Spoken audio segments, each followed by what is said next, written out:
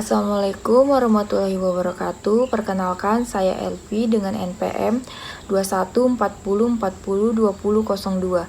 Di sini saya mengambil materi tentang permintaan tenaga kerja.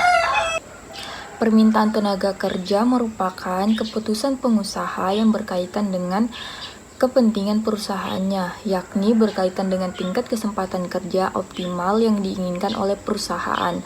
Untuk memenuhi kesempatan kerja yang optimal ini, perusahaan akan memberikan respon terhadap perubahan dalam upah, biaya modal, dan input lainnya, tingkat penjualan perusahaan, dan perkembangan teknologi.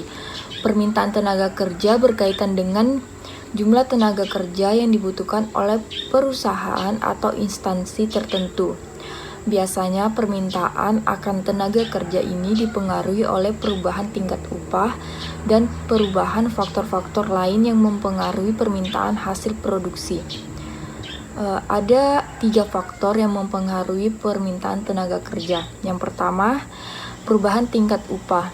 Perubahan tingkat upah akan mempengaruhi tinggi rendahnya biaya produksi perusahaan. Yang kedua, perubahan permintaan hasil akhir produksi oleh konsumen.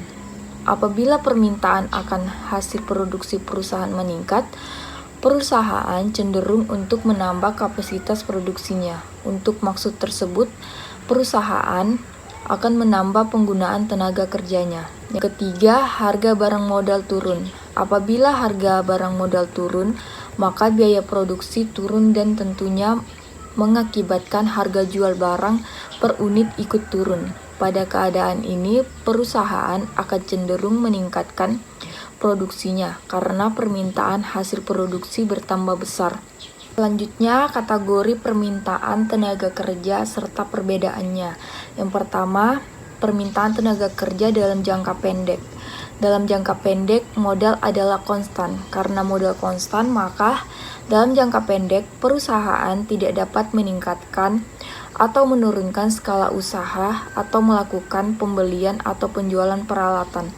Perusahaan hanya dapat meningkatkan produksi yang dihasilkan dengan cara menambah input tenaga kerja dan bahan baku. Yang kedua, permintaan tenaga kerja dalam jangka panjang. Dalam jangka panjang, modal adalah tidak konstan. Perusahaan dapat melakukan ekspansi atau menurunkan skala usaha dan peralatan. Perusahaan dapat melakukan perubahan semua input selain perubahan tenaga kerja. Ada 3 faktor elastisitas permintaan tenaga kerja. Yang pertama, biaya tenaga kerja sebagai persentase total biaya suatu perusahaan. Jika kita berasumsi bahwa tingkat upah akan meningkatkan dan kita mengetahui bahwa upah menyumbang sebagian besar pengeluaran perusahaan, maka biaya operasional perusahaan akan meningkat. Respon perusahaan dalam hal ini adalah mengurangi tenaga kerja tuntutan karena biaya yang tinggi tidak dapat dipertahankan. Singkatnya, ketika biaya tenaga kerja merupakan persentase besar dari total biaya perusahaan, maka kerja tuntutan relatif elastis. Kedua, kemudahan dan biaya substitusi faktor. Efek substitusi input modal juga dapat mempengaruhi permintaan tenaga kerja. Permintaan tenaga kerja di sini pada dasarnya akan bersifat elastis hanya karena adanya kemudahan dalam melakukan substitusi tenaga kerja. Yang ketiga, harga elastisitas permintaan untuk barang atau jasa akhir. Elastisitas produk akhir yang diproduksi juga berdampak pada elastisitas permintaan untuk tenaga kerja.